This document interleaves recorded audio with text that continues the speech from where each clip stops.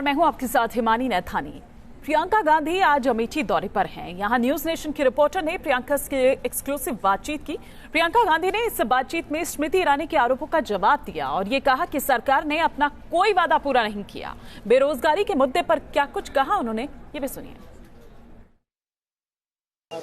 हमारे साथ है कांग्रेस की महासचिव प्रियंका, जिनसे बात करते हैं।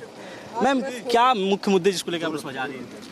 मुख्य मुद्दे ये हैं कि नौजवान बेरोजगार है, किसान त्रस्त है, परेशान है। किसान के लिए सरकार ने कुछ नहीं किया। 5 सालों से यहाँ पे तो आवारा पशु की समस्या बहुत ही बड़ी है, लोग बहुत प्रताड़ित हैं इससे। इन सब चीज़ों को सुलझाने के लिए सरकार ने कुछ नहीं किया। बड़े बड़े वादे किए, वादे पूरे नहीं किए। लेकिन जब लगातार कैंपेन भी कर रही है, लेकिन जी दूसरा सवाल है कि आप लगातार कैंपेन कर रही है, लेकिन स्मृति ईरानी ये कह रही है कि यहाँ के जो सांसद हैं वो लापता हैं। देखिए, ये सब उल्टी सीधी बातें कहते हैं। यहाँ की जनता अच्छी तरह से सब कुछ जानती है कौन लापता है, कौन नहीं है, कौन यहाँ आता है उनके बीच में, और उनको इतने सालों से कौन देख रहा है, कौन उनके साथ रहा है दुख और सुख में। जनता सब अच्छी तरह से जानती है। बिल्कुल, हमारे साथ कांग्रेस महासचिव प्रियंका गांधी, तीनों ने कहा है कि वो जानती हैं कि यहाँ की जनता क्या जानती है और इस बात को लेकर आश्वस्त है कि इस बार यहाँ से राहुल गांधी जीतेंगे। वीडियो जर्नलिस्ट राकेश रावत के साथ रविकांत, न्यूज नेशन, अमेठी। और अब आगे देखिए हमारी खास पेशकश, वोटर कहे पुकार के।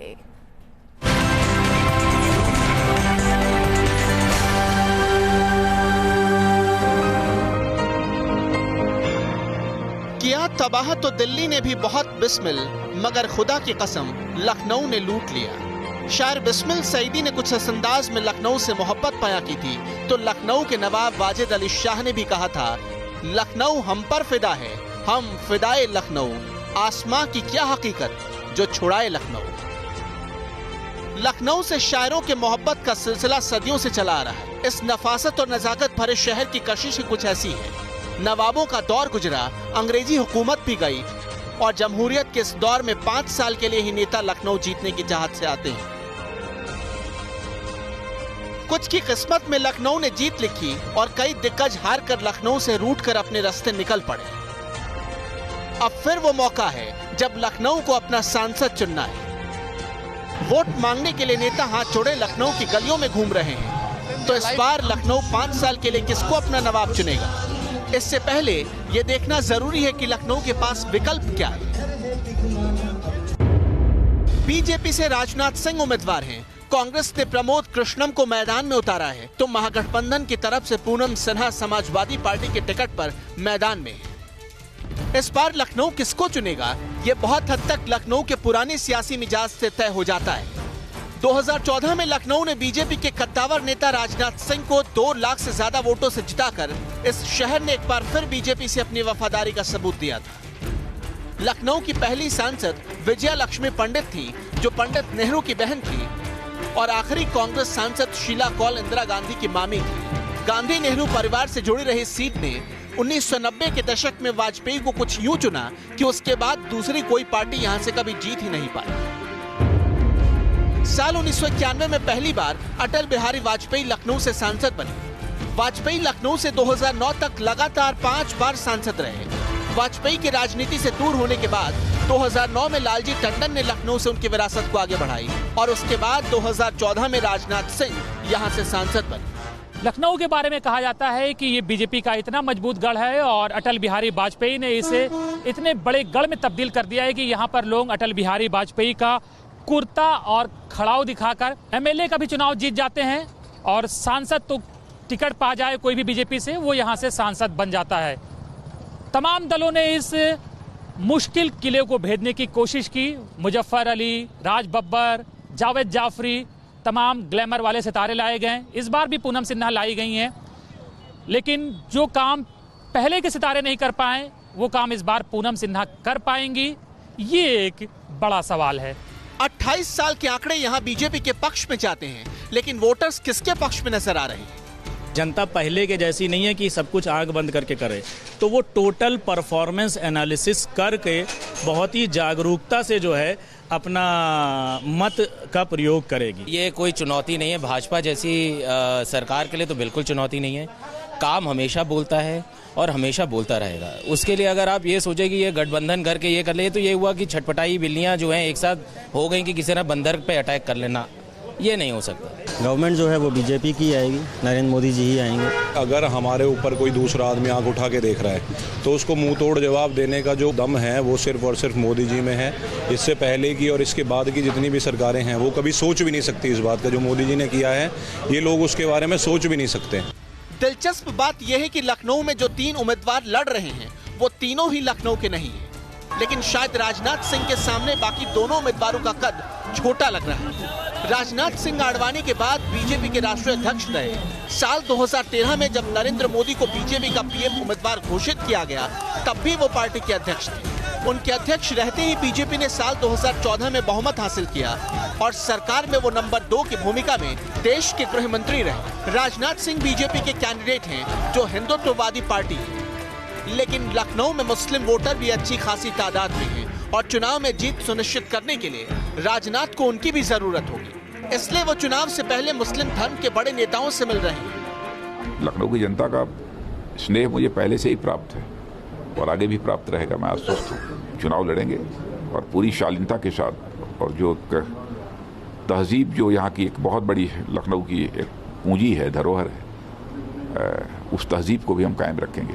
लहर तो फिलहाल गठबंधन की है। गठबंधन की लहर है? गठबंधन भारी है? हाँ भारी है।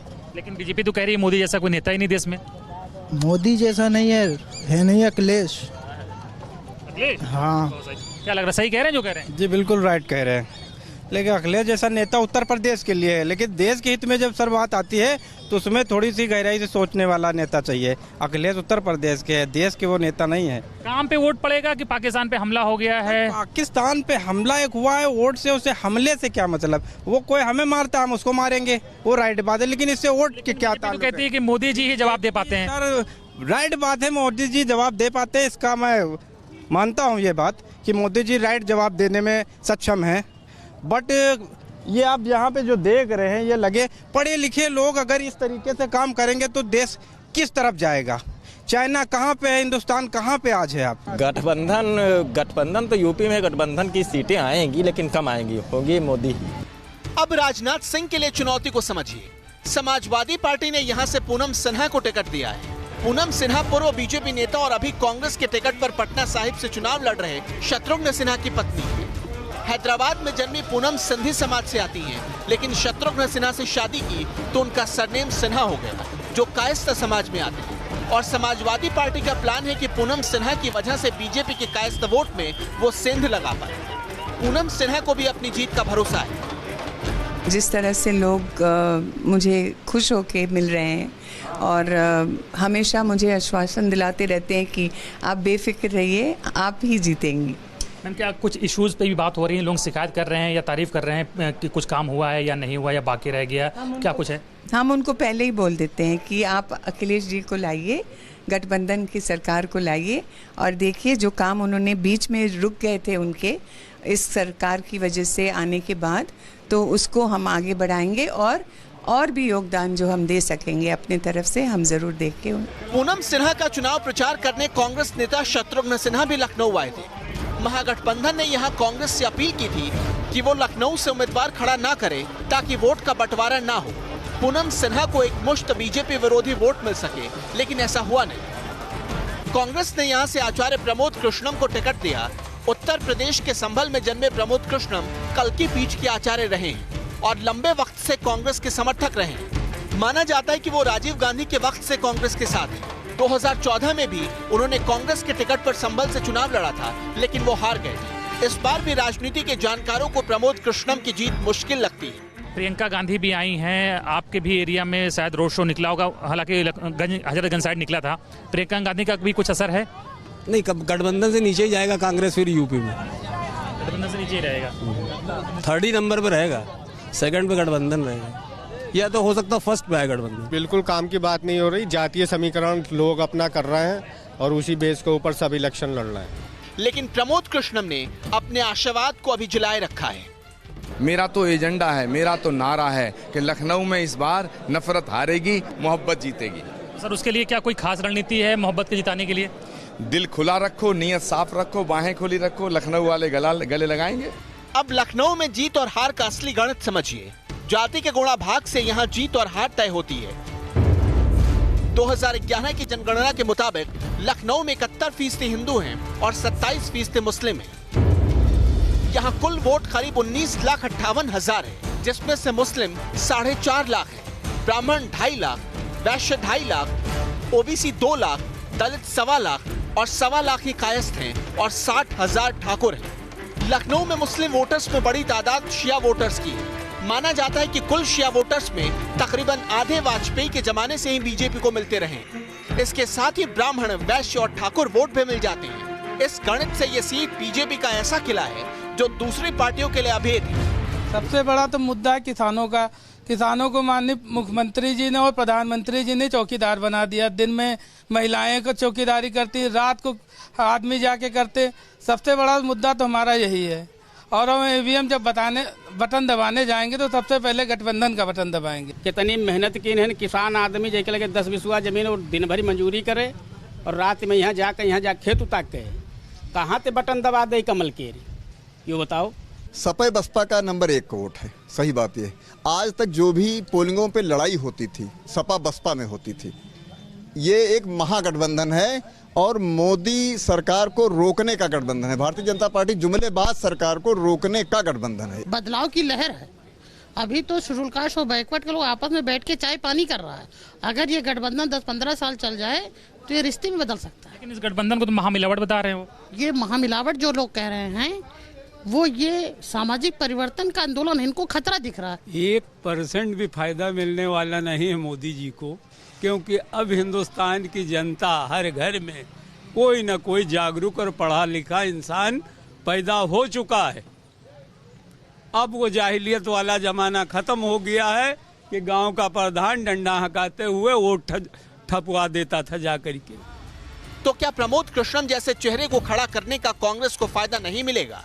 शायद बीजेपी के समानांतर सॉफ्ट हिंदुत्व की छवि बनाने के लिए कांग्रेस प्रमोद कृष्णम की रैलियां उन इलाकों में करवा रही है जहां योगी आदित्यनाथ पहुंच रहे हैं। आदर्श ग्राम योजना के तहत राजनाथ सिंह ने बेती गांव को गोद लिया था। बेती गांव में कई जगह राजनाथ सिंह के नाम के बोर्ड दिखते हैं, लेकिन अब जब फिर वोट देने की बारी है तो यहाँ के लोग किसको चुनेंगे? ओनली बीजेपी, कोई है ही नहीं मोदी जी के आगे देश में। जो है देश का इतना अच्छा कार्य कर रहे हैं मोदी जी के, जो है लोकप्रियता पूरे भारत में छाई हुई है। आप सोशल मीडिया पे देख सकते हैं, मीडिया द्वारा देख सकते हैं। मोदी जी अभी जो लोकप्रियता इनकी बढ़ गई, जो अभी ये हमला करा है पाकिस्तान पे, सबसे बड़ी चीज़ ये है जो पाकिस्तान को मुंह तोड़ जवाब देते हैं हर बार मोदी जी। और इसके पहले जो हमारे देश के प्राइम मिनिस्टर थे वो तो सिर्फ समझौता करते थे, जैसे मानसरोवर चीन में झील दे दी उन्होंने, चली गई हमारी। और कश्मीर की क्यों बात करते हैं पाकिस्तान वालों जब कश्मीर हमारा है? मोदी जी का यहाँ से सपोर्ट है ज़्यादा बस। अच्छा, दूसरों की देखा देखी आप मोदी जी को वोट देंगे? बस। अच्छा, पाकिस्तान पे जो हमला हुआ उसके बारे में तो जानकारी हुई होगी? थोड़ी बहुत है, ज़्यादा हमको जानकारी नहीं इस बारे में। तो क्या लगता है कि जो हमला हुआ है उसकी वजह से भी आप मोदी जी को वोट देंगे? जी, उसी की वजह से। मोदी जी तो खैर जीतवे करी हैं एक तरफा। हमारा गांव तो पूरा मोदी जी का ही है।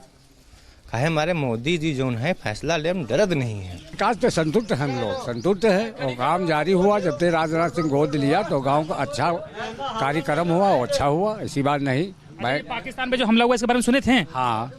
तो इससे क्या लग रहा है कि फायदा होगा मोदी जी को चुनाव में? नहीं, फायदा हुई, कैसे न फायदा हुई। लखनऊ के तमाम इलाकों में वोटर्स की राय जानने के बाद ऐसा लग रहा है कि फिलहाल राजनाथ सिंह की राह आसान हो सकती है। वाराणसी में पीएम मोदी के बाद बीजेपी की अगर सबसे सुरक्षित सीट है तो वो लखनऊ लग रही है। हालांकि जीत और हार का फैसला जनता 6 मई को अपने वोट से करेगी, जिसका नतीजा 23 मई को आएगा। लखनऊ से अनिल यादव के साथ टीम न्यूज़ नेशन।